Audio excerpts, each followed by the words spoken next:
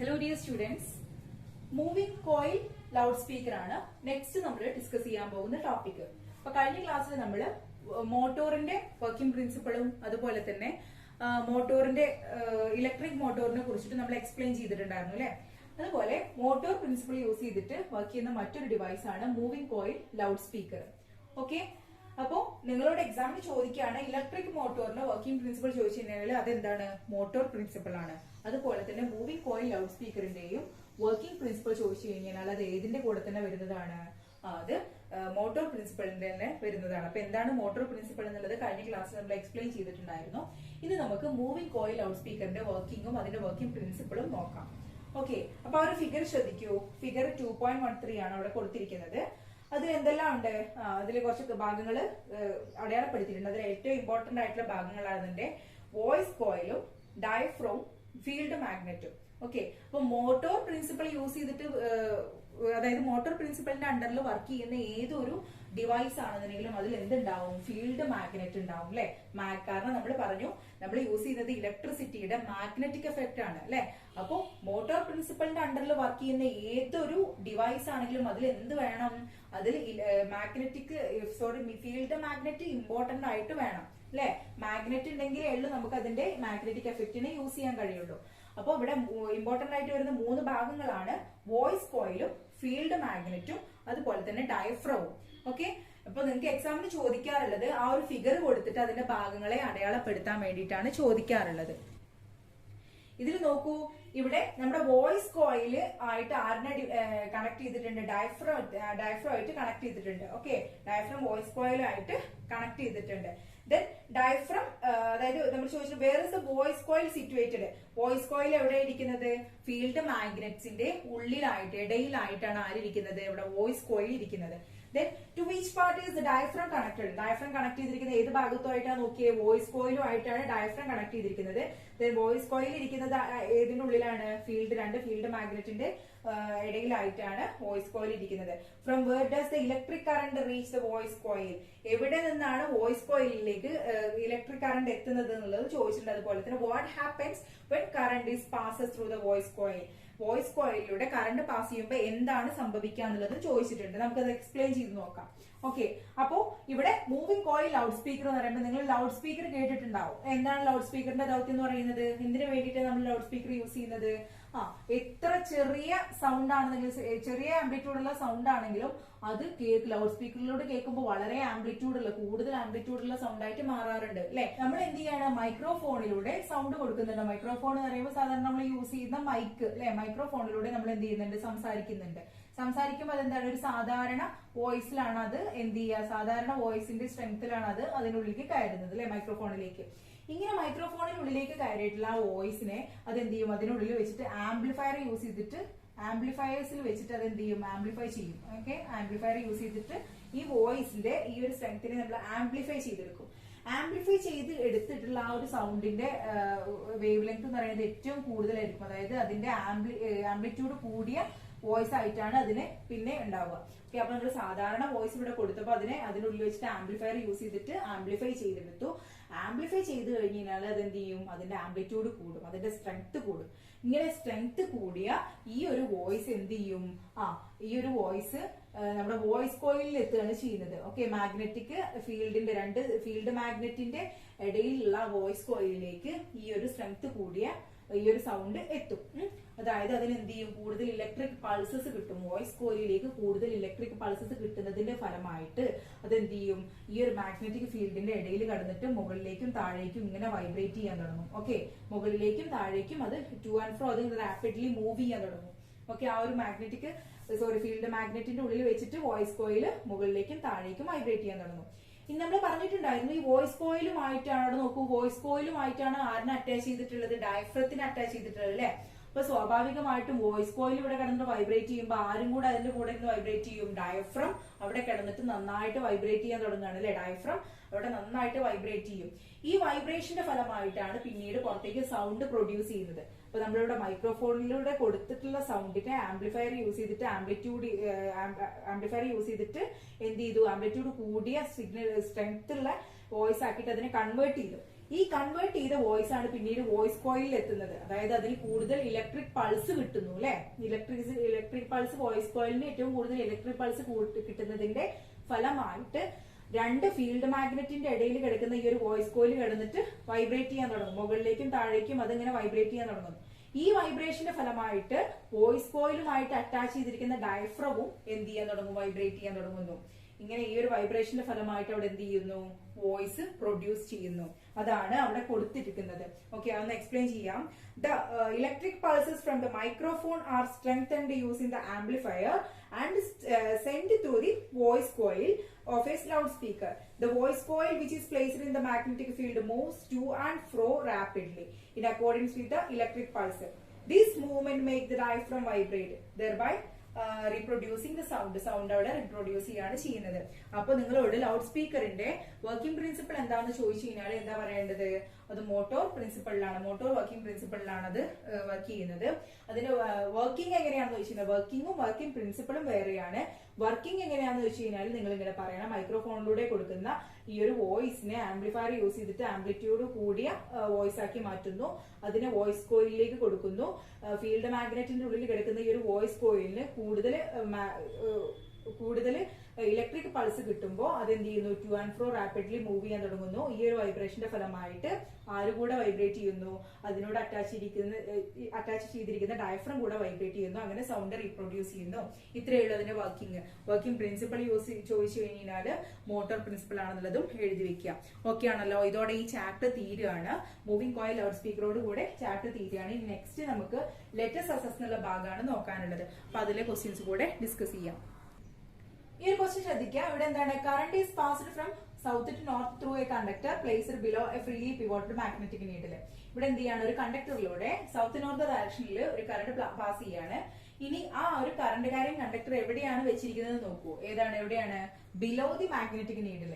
Magnetic നീഡിലിന്റെ താഴെയാണ് വെച്ചിരിക്കുന്നത്. അതായത് മാഗ്നറ്റിക് നീഡിലിന്റെ മുകളിലും കറന്റ് കാരിങ് കണ്ടക്ടർ താഴെയായിട്ടാണ് വരുന്നത്. ഓക്കെ, മാഗ്നറ്റിക് നീഡിലിന്റെ മുകളിലും ഓക്കെ നോർത്ത് സൗത്ത് അതുപോലെ കറന്റ് കാരിങ് കണ്ടക്ടർ താഴെയായിട്ടാണ് വരുന്നത്. ഈ ഒരു കേസ് നമ്മൾ പഠിച്ചിട്ടുണ്ടായിരുന്നു. നമ്മൾ ടാബ്ലൊക്കെ വരച്ചിട്ട് പഠിച്ചിട്ടുണ്ടായിരുന്നു. ഇങ്ങനെയുള്ള കേസിൽ ഇവിടെ എവിടെയായിരിക്കും, എങ്ങോട്ടായിരിക്കും മാഗ്നറ്റിക് നീഡിൽ? ഫസ്റ്റ് ക്വസ്റ്റ്യൻ നോക്കൂ. To which direction will the north pole of the magnetic needle turn? Okay, ഈ മാഗ്നറ്റിക് ഫീൽഡിന്റെ നോർത്ത് പോൾ എങ്ങോട്ടായിരിക്കും ടേൺ ചെയ്യാന്നുള്ളതാണ് ചോദിച്ചിരിക്കുന്നത്.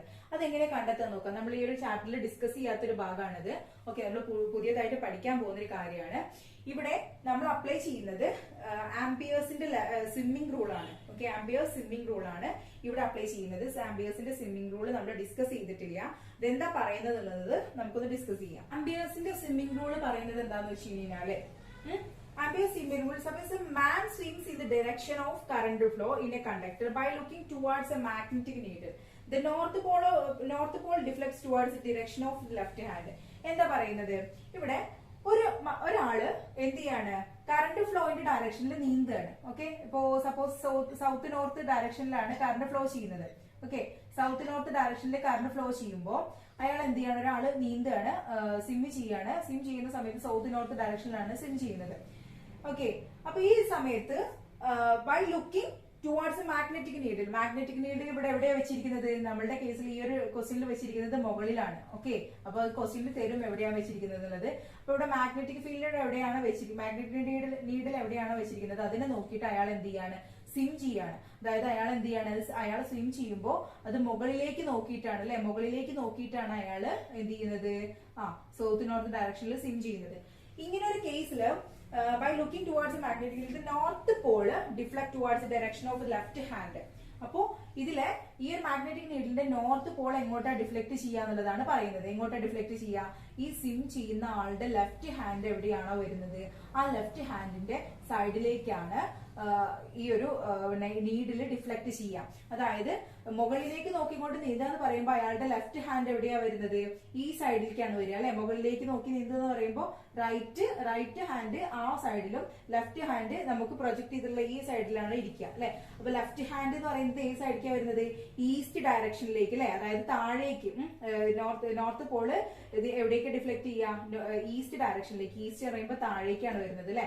അപ്പൊ ഈ ഒരു ഡയറക്ഷനിലേക്ക്, ഇങ്ങോട്ടാണ്, ഈസ്റ്റിലേക്കാണ് ഇവിടെ ഇതിന്റെ ഈ ഒരു നീഡില് ഡിഫ്ലക്ട് ചെയ്യാം.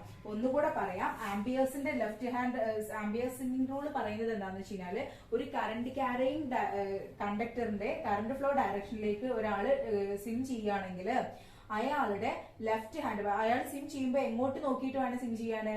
അയാൾ സിം ചെയ്യുമ്പോൾ, നീന്തുമ്പോൾ എവിടെയാണോ മാഗ്നറ്റിക് ഫീൽഡ് പ്ലേസ് ചെയ്തിരിക്കുന്നത് ആ മാഗ്നറ്റിക് ഫീൽഡിനെ നോക്കിക്കൊണ്ട് അയാൾ നീന്തുകയാണ്. നീന്തുന്ന സമയത്ത് അയാളുടെ ലെഫ്റ്റ് ഹാൻഡ് എവിടെയാണോ വരുന്നത് ആ ലെഫ്റ്റ് ഹാൻഡിന്റെ സൈഡിലേക്കായിരിക്കും ഇതിന്റെ നോർത്ത് പോൾ ഡിഫ്ലക്ട് ചെയ്യുക.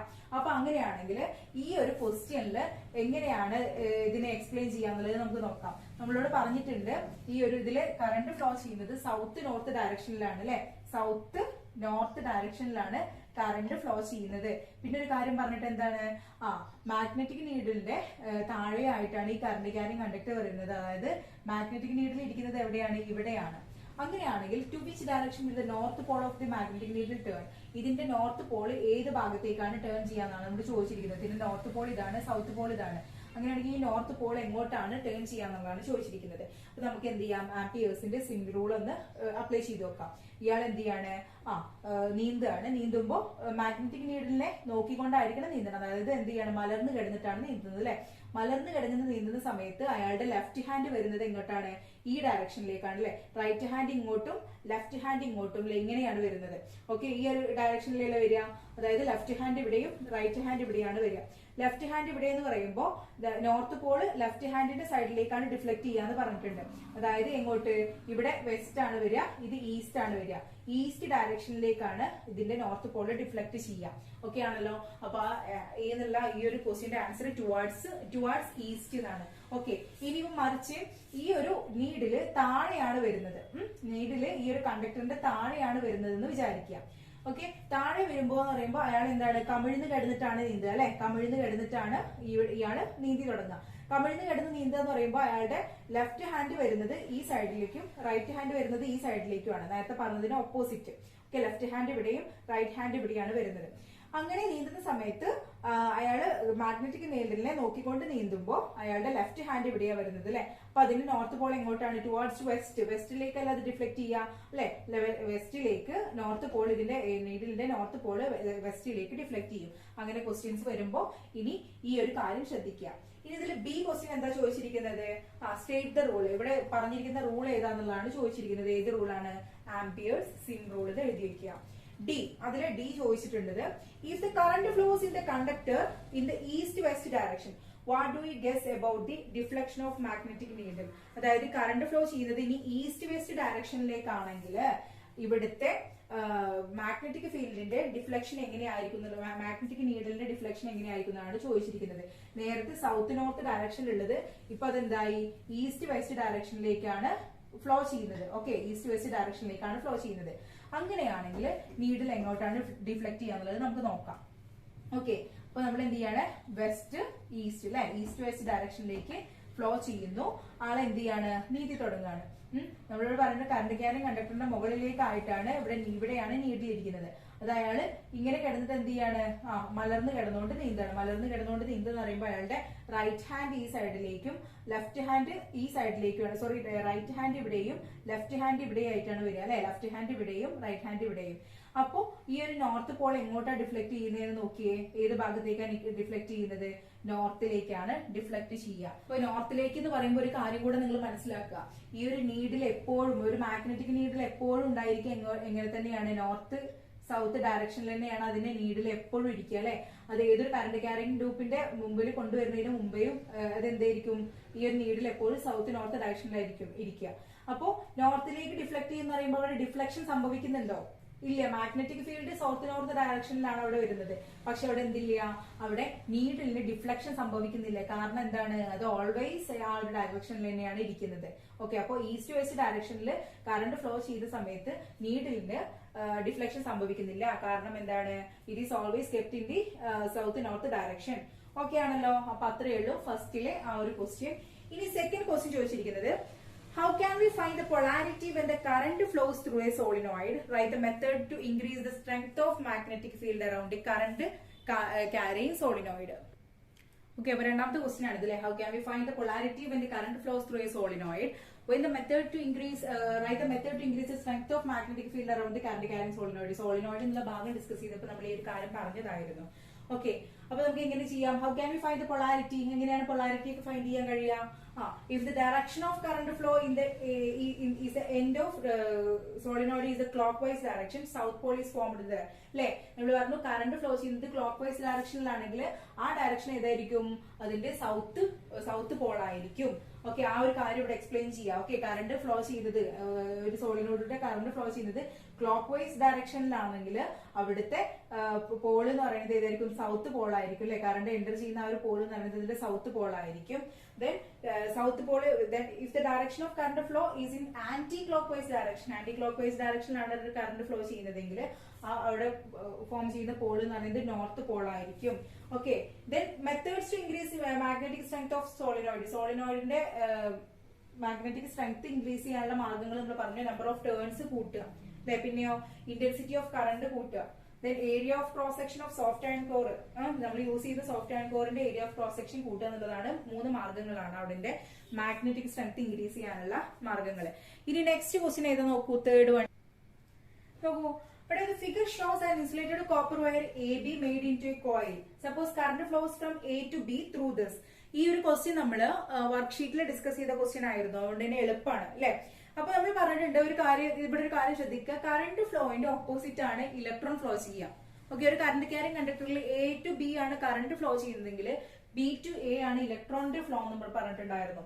then അതിന്റെ സബ് ക്വസ്റ്റ്യൻസ് നോക്കൂ. What will be the direction of electron flow through it? അപ്പൊ എങ്ങനെയായിരിക്കും ഇവിടുത്തെ ഇലക്ട്രോണിന്റെ ഫ്ലോ?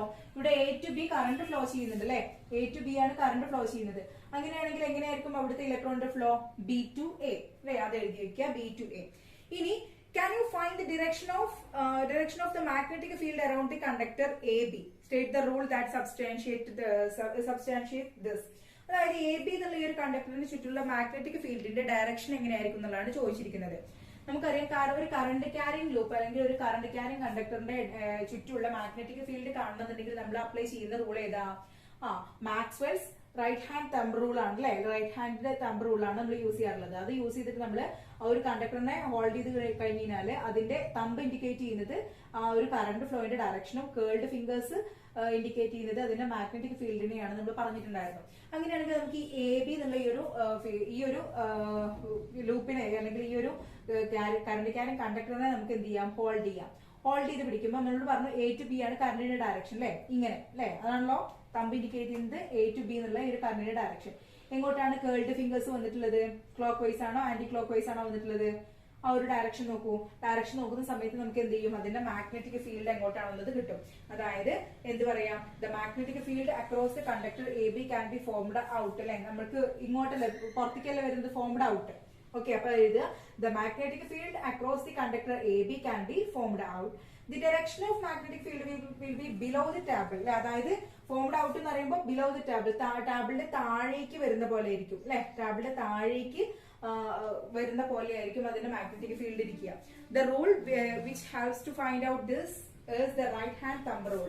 ഓക്കെ, എന്നിട്ട് എന്ത് ചെയ്യാം? റൈറ്റ് ഹാൻഡ് തമ്പ് റൂൾ എന്താണെന്നും കൂടെ അവിടെ എക്സ്പ്ലെയിൻ ചെയ്യാം. അപ്പൊ ഒന്നും കൂടെ പറയാം. കറണ്ട് ക്യാരിങ് കണ്ടക്ടറിൽ എ ബി എന്നുള്ള ഒരു കറണ്ട് ക്യാരിങ് കണ്ടക്ടറിനെ നമ്മൾ ഹോൾഡ് ചെയ്ത് പിടിച്ചു കഴിഞ്ഞാൽ നമുക്ക് കറണ്ട് ഫ്ലോ ചെയ്യുന്ന ഡയറക്ഷൻ അറിയാം. അത് ഏതാണ്? ഈ ഡയറക്ഷനാണ്. ആ ഡയറക്ഷനിൽ നമ്മൾ തമ്പിനെ പിടിച്ചിട്ട് ഇതിനെ ഹോൾഡ് ചെയ്ത് പിടിച്ചപ്പോ അതെന്തായി? അതിന്റെ ലൂപ്പ് എങ്ങോട്ടാ വരുന്നത്?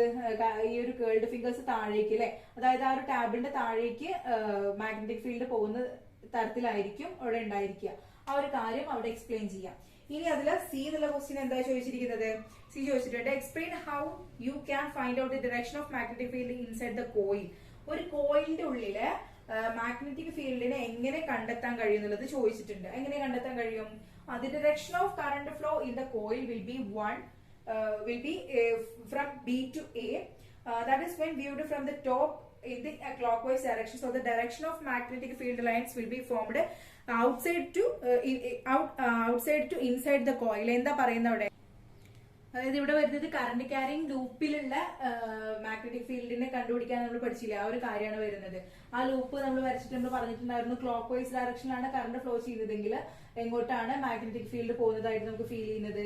അതുപോലെ തന്നെ ആന്റി ക്ലോക്ക് വൈസ് ഡയറക്ഷനിലാണ് കറണ്ട് ഫ്ലോ ചെയ്യുന്നതെങ്കിൽ എങ്ങോട്ടാണ് കറണ്ട്, അതായത് മാഗ്നറ്റിക് ഫീൽഡ് എങ്ങോട്ട് പോകുന്നതായിട്ടാണ് നമുക്ക് ഫീൽ ചെയ്യുന്നത് എന്നൊക്കെ നമ്മൾ പറഞ്ഞിട്ടുണ്ടായിരുന്നു അല്ലെ. അപ്പൊ ഒരു ടാബിളിന്റെ ടോപ്പിൽ നിന്നാണ് നമ്മൾ നോക്കുന്നതെങ്കിൽ കറണ്ട് ഫ്ലോ ചെയ്യുന്നത് ക്ലോക്ക് വൈസ് ഡയറക്ഷനിലായിട്ടാണ് നമുക്ക് തോന്നുന്നത്. Okay, clockwise direction. Then when it is viewed from the top of the clockwise in the clockwise direction, so the direction of magnetic field will be formed outside to inside the coil. അതായത് പുറത്തു നിന്ന് അകത്തേക്ക് പോണ പോലെയാണ് നമുക്ക് തോന്നുന്നത്. മേലെന്ന് നോക്കുമ്പോൾ ആ ഒരു കറണ്ട് ക്യാരിങ് ലൂപ്പിൽ AB എന്നുള്ള ഒരു സ്ട്രിങ്ങിലൂടെ ക്ലോക്ക് വൈസ് ഡയറക്ഷനിലാണ് കറണ്ട് പോകുന്നതായി തോന്നുന്നത്. അതായത് പുറത്തു നിന്ന് അകത്തേക്ക് മാഗ്നറ്റിക് ഫീൽഡ് പോകുന്നതായിട്ടാണ് നമുക്ക് തോന്നുന്നത്. ഓക്കെ, ക്ലോക്ക് വൈസ് ആകുമ്പോൾ പുറത്തു നിന്ന് അകത്തേക്ക് മാഗ്നറ്റിക് ഫീൽഡ് പോകുന്നതായിട്ട് തോന്നുന്നു. ഓക്കെ ആണല്ലോ. ആ ഒരു കാര്യം മനസ്സിലാക്കുന്നുണ്ടെങ്കിൽ നിങ്ങൾക്ക് കറണ്ട് ക്യാരിങ് ലൂപ്പിൽ എങ്ങനെയാണ് മാഗ്നറ്റിക് ഫീൽഡ് കണ്ടെത്തുക എന്നുള്ളതും കൂടെ മനസ്സിലാക്കി വെക്കണം. Then fourth one നോക്കൂ, the magnetic field around the current carrying conductor AB is depicted. ഇത് നമ്മൾ എന്ത് ചെയ്തിട്ടുണ്ട്, വർക്ക്ഷീറ്റിൽ ഡിസ്കസ് ചെയ്ത കാര്യമാണ്, ഒന്നുകൂടെ പറയാം. Based on the Maxwell's right hand cork screw rule, find out the direction of current and record it. ഇതില് കറണ്ട്, ഈ ഒരു കറണ്ട് ക്യാരിങ് ലൂപ്പില് ഡയറക്ഷൻ ഓഫ് കറണ്ട് എങ്ങനെയാണെന്നത് നമ്മളോട് കണ്ടെത്താനാണ് പറഞ്ഞിട്ടുള്ളത്. ഏത് യൂസ് ചെയ്തിട്ട്, റൈറ്റ് ഹാൻഡ് തമ്പ് റൂളും സ്ക്രൂ റൂളും യൂസ് ചെയ്തിട്ട് എങ്ങനെയാണ് കണ്ടെത്തുക. AB എന്നുള്ള ഡയറക്ഷനിലാണ് കറണ്ട് ഫ്ലോ ചെയ്യുന്നത് നമുക്ക് തന്നിട്ടുണ്ട് അല്ലെ. AB എന്നുള്ള കണ്ടക്ടർ ആണെന്ന് തന്നിട്ടുണ്ട്. Then if a right hand screw rule rotates the in which the waves is ആ ഫിഗർ നോക്കുക. ആ ഫിഗറിൽ നമുക്ക് തന്നിട്ടുള്ളത് മാഗ്നറ്റിക് ഫീൽഡിന്റെ ഡയറക്ഷൻ മാത്രമേ ഉള്ളൂ.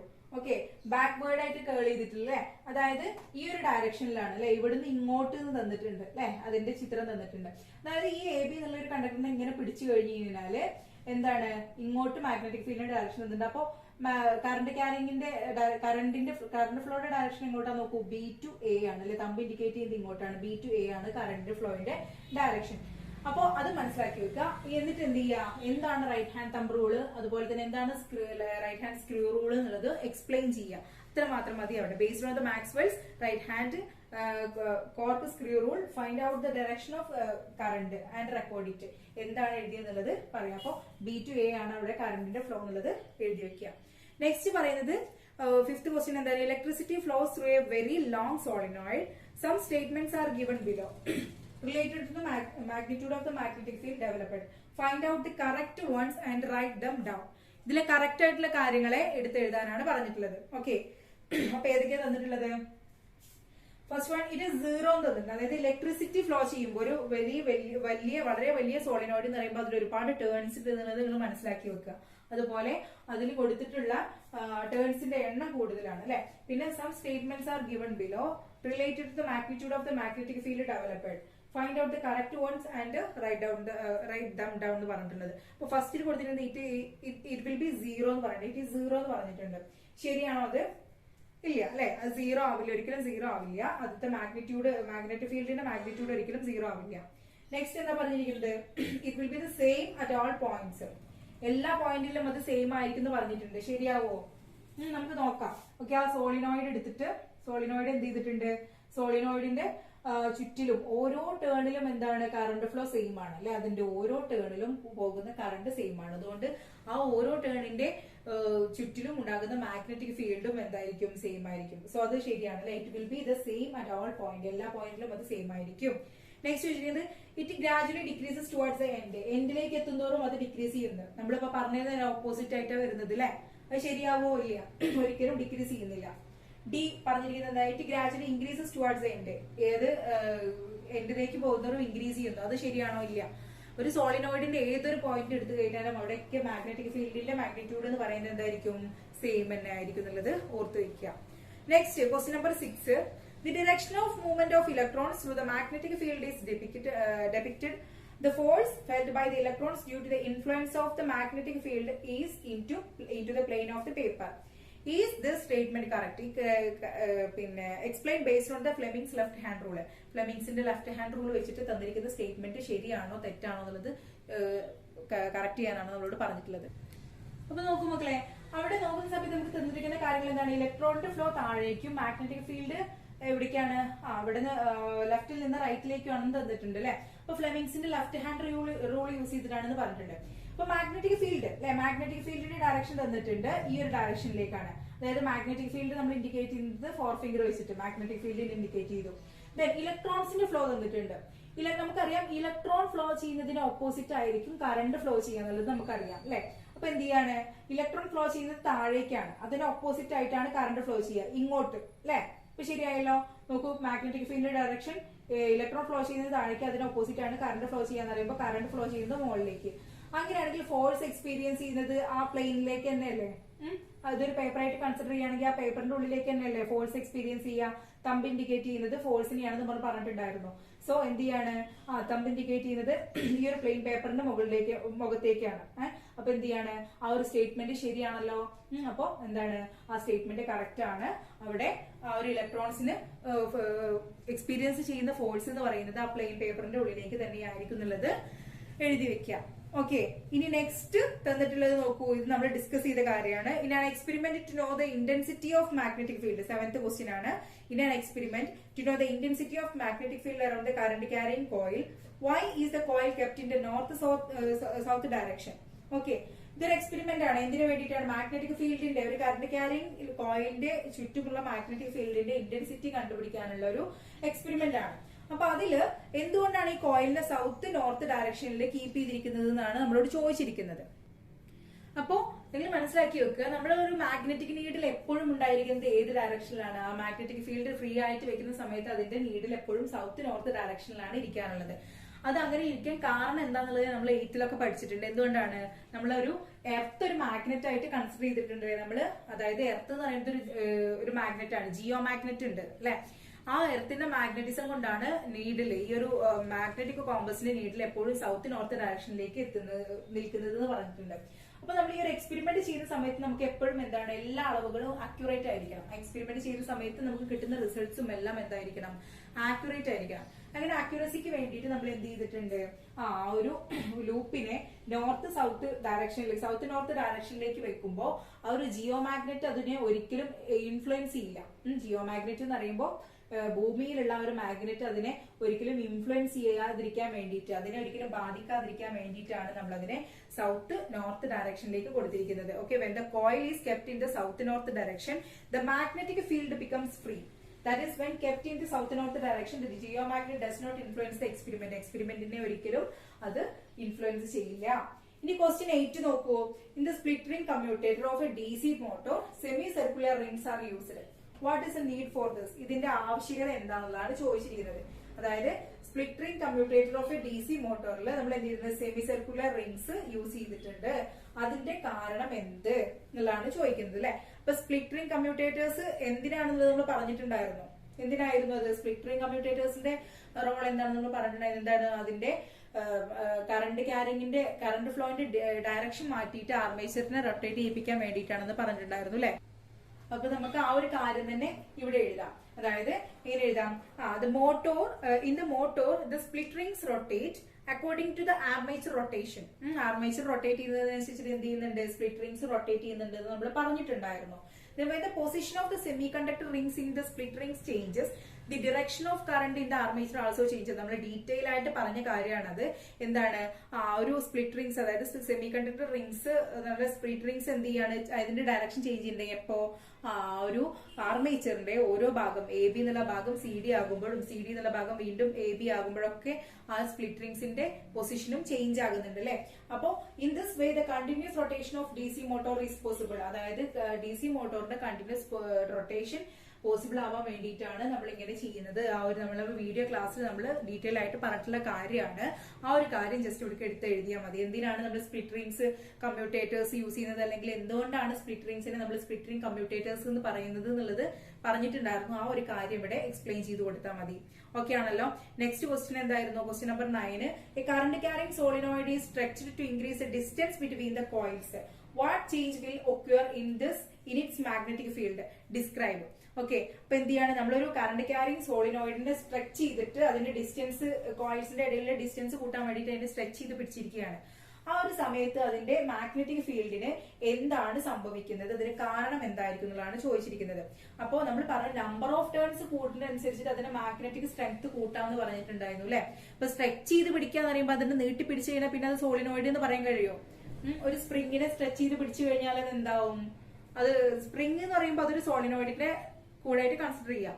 ആ സ്പ്രിങ്ങിനെ സ്ട്രെച്ച് ചെയ്ത് പിടിച്ചു കഴിഞ്ഞാൽ അതൊരു എന്തായി, അതൊരു കണ്ടക്ടർ അല്ലാന്നുണ്ടെങ്കിൽ അതൊരു ലൈന് പോലെയായി അല്ലെ. അതിന്റെ അർത്ഥം എന്താണ്? അവിടുത്തെ ടേൺസ് കുറഞ്ഞു, ടേൺസ് ഇല്ലാണ്ടായി. അതായത് the magnetic intensity will decrease. അതായത് അതിന്റെ എന്തായിരിക്കും? അതിന്റെ മാഗ്നറ്റിക് ഇന്റൻസിറ്റി ഡിക്രീസ് ചെയ്യും. The magnetic intensity decreases as the number of magnetic lines decreases through the area. Okay, അതായത് അതിന്റെ ഓരോ ടേൺസ് കുറയുന്നതിനനുസരിച്ചിട്ട് എന്ത് ചെയ്യും? അതിന്റെ മാഗ്നറ്റിക് ഇന്റൻസിറ്റി കുറയാണ് ചെയ്യുന്നത്. ഈ ലാസ്റ്റ് ക്വസ്റ്റ്യൻ നോക്കാം. Question number 10. State the motor rule.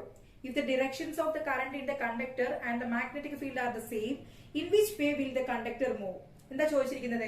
Principle of motor rule എന്താണെന്ന് പറയാൻ വേണ്ടി പറഞ്ഞിട്ടുണ്ട്. അതുപോലെ തന്നെ the direction of current in the conductor and the magnetic field are the same. ഒരു കറന്റ് ക്യാരിങ് കണ്ടക്ടറിൽ കറന്റ് ഫ്ലോ ചെയ്യുന്ന ഡയറക്ഷനും അതുപോലെ തന്നെ മാഗ്നറ്റിക് ഫീൽഡിന്റെ ഡയറക്ഷനും സെയിം ആണെന്നുണ്ടെങ്കിൽ ഏത് ഭാഗത്തേക്കായിരിക്കും അതിന്റെ ആ കണ്ടക്ടർ മൂവ് ചെയ്യാന്ന് ചോദിച്ചിട്ടുണ്ട്. കണ്ടക്ടർ മൂവ് ചെയ്യോ? നമ്മൾ ആർമേച്ചറിന്റെ കേസ് പറഞ്ഞപ്പോ ഒരു കാര്യം പറഞ്ഞത് ഓർക്കുന്നുണ്ടോ നിങ്ങള്? നമ്മൾ പറഞ്ഞിട്ടുണ്ടായിരുന്നു A to B current flow ചെയ്തു, B to C current flow ചെയ്യുമ്പോ എന്താണ് സംഭവിക്കുന്നത്? നമ്മൾ ഈ ഫ്ലെമിങ്സിന്റെ ലെഫ്റ്റ് ഹാൻഡ് റൂൾ പിടിക്കുകയാണ്. ആ സമയത്ത് നോർത്ത് ടു സൗത്ത് ആണ് അതിന്റെ മാഗ്നറ്റിക് ഫീൽഡ് എന്ന് പറഞ്ഞു. അപ്പൊ നമ്മൾ തമ്പ് ഇങ്ങനെ പിടിച്ചു, സോറി ഫോർ ഫിംഗർ ഇങ്ങനെ പിടിച്ചു. അതുപോലെ കറണ്ട് ഫ്ലോ ഇനി ഇൻഡിക്കേറ്റ് ചെയ്യണ്ടേ? കറണ്ട് ഫ്ലോയും ഇങ്ങനെ വരിക. ഓക്കെ, അതായത് പാരലൽ. നമ്മൾ അവിടെ എടുത്ത് പറഞ്ഞിട്ടൊരു കാര്യം ഉണ്ടായിരുന്നു, മാഗ്നറ്റിക് ഫീൽഡും അതുപോലെ തന്നെ കറണ്ടിന്റെ ഫ്ലോയും പാരലൽ ആയിട്ട് വരുന്ന സമയത്ത് അവിടെ ഫോഴ്സ് എക്സ്പീരിയൻസ് ചെയ്യില്ല. അതായത് ഈ ഒരു സംഭവം മൂവ് ചെയ്യില്ല, ഈ ആർമേച്ചർ മൂവ് ചെയ്യില്ല എന്നുള്ളത് പറഞ്ഞിട്ടുണ്ടായിരുന്നു. അപ്പൊ നമുക്ക് അതിനെ എങ്ങനെ എക്സ്പ്ലെയിൻ ചെയ്യാം, അതിനെ എങ്ങനെ ഡിസ്ക്രൈബ് ചെയ്യാം? If the direction of current in the coil and the direction of the magnetic fields are same, the conductor does not move. എന്താണ്? കണ്ടക്ടർ ഒരിക്കലും മൂവ് ചെയ്യില്ല എന്നുള്ളത് പറയാം. ഓക്കെ ആണല്ലോ. അപ്പൊ ലെറ്റർ സേസസ് എന്നുള്ള ഭാഗത്തിൽ നമ്മൾ എല്ലാ ക്വസ്റ്റ്യനും ഡിസ്കസ് ചെയ്തിട്ടുണ്ട്. ഇതിൽ ചില ക്വസ്റ്റ്യൻസ് വർക്ക്ഷീറ്റിൽ ഡിസ്കസ് ചെയ്ത് തന്നെ പിന്നെയും ഡിസ്കസ് ചെയ്തിട്ടുണ്ട്. അപ്പൊ ഇതെല്ലാം നിങ്ങൾക്ക് ചെയ്യാൻ പറ്റാവുന്നതാണ്. ഈ കാര്യങ്ങളിൽ എന്തെങ്കിലും ഡൗട്ട്സ് ഉണ്ടെങ്കിൽ ചോദിച്ച് ക്ലിയർ ചെയ്യാം. Okay, so thank you for watching the video.